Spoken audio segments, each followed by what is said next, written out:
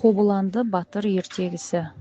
Ертеде Қараспан тауын жайлаған Қара Қыпшақ елінде Тоқтарбай атты бай өмір сүріпті.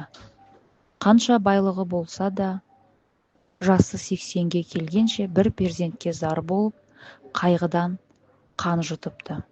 Бірде оның тілегі қабыл болып, бәйбішесі бір ұл, бір қыз дүниеге әкеліпті. Қызының есімін Қарлығаш, ұлдың есімін Қобыланды деп қояды. Қобыланды 6 жасқа келгенде тобылғы меңді торы атты өзіне енші қылып мінеді.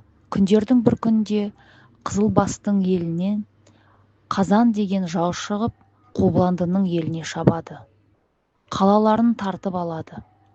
Бұған намыстанған батыр Тайбұрылға мініп, болат семсерін беліне байлап, таң атқанша шабады.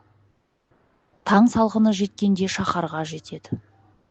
Қала сыртынан қазылған 6 қабат орда секіріп ішке еніп, қара қасқа мінген Қазанмен айқаса кетеді. Қар жармен қағысып, семсермен сермеседі. Қазанды аттан құлатып, жаудың 40 000 қолымен соғысып, оларды да қырып салады. Елін қорғап, жауын жеңеді.